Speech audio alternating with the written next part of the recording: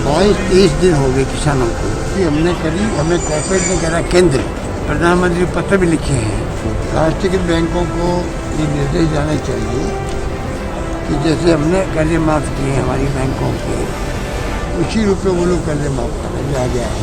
तो दोस्त तो उनके ऊपर जाता है जो कर्जा माफ़ नहीं कर पा रहे हैं राष्ट्रीयकृत बैंकों में। आज जीएसटी की वजह रुक गया राज्यों को। कोविड का मुकाबला कौन कर रहा है?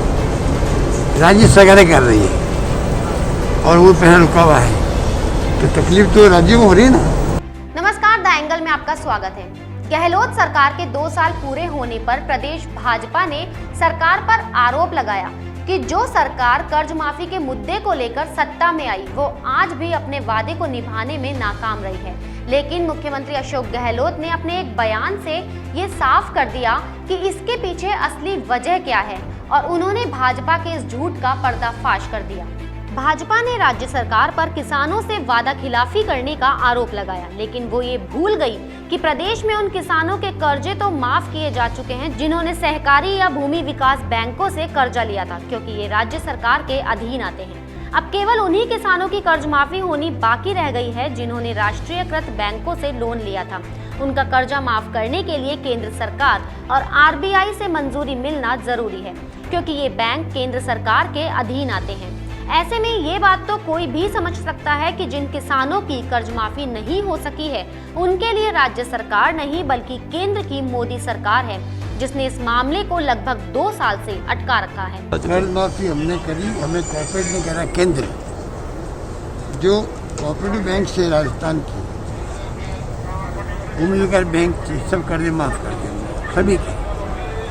जो राष्ट्रीयकृत बैंक हैं जो अंडर में आती है भारत सरकार से, आरबीआई के, उनके कर्जे किसानों के हैं वो माफ नहीं कर पा रहे हैं क्योंकि भारत सरकार बातचीत नहीं कर रही है। हमने प्रधानमंत्री पत्र भी लिखे हैं कि राष्ट्रीयकृत बैंकों को ये निर्देश जाने चाहिए कि जैसे हमने कर्जे माफ़ किए हमारी बैंकों के, उसी रूप में वो लोग कर्जे माफ़ करने भी आ गया है।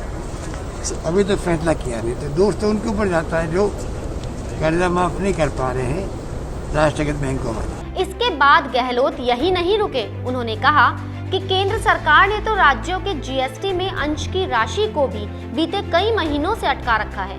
जब सब जानते हैं कि कोरोना काल में रेवेन्यू घटने से राज्यों की माली हालत दिनों दिन बिगड़ती जा रही है, तो ऐसे में तो केंद्र को आगे आकर राज्यों की मदद करनी चाहिए थी, लेकिन इसके बजाय केंद्र राज्यों का हक मार कर बैठी हुई है।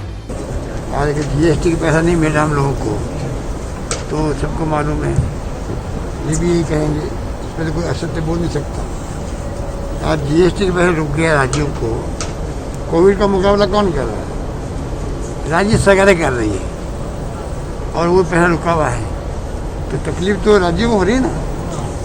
पूरा वित्तीय प्रबंधन गड़बड़ा रहा है, रेवेन्यू ध्वस्त हो गया नहीं, केंद्र की भी कम हुई, राज्यों की कम हुई। सर सरकार और केंद्र के पास तो आरबीआई भी है अधिकारी नोट छापने के, राज्यों के पास क्या है? इससे ये तो स्पष्ट है कि केंद्र सरकार और भाजपा किसानों का हितैषी होने का सिर्फ ढोंग करती है। अगर ऐसा नहीं है तो वो इस मामले में जरूर कोई कदम उठाते। इसलिए केंद्र सरकार को चाहिए कि वो जल्द से जल्द राष्ट्रीयकृत बैंकों से कर्जा लेने वाले प्रदेश के किसानों का कर्जा माफ करके गहलोत सरकार का सहयोग करे।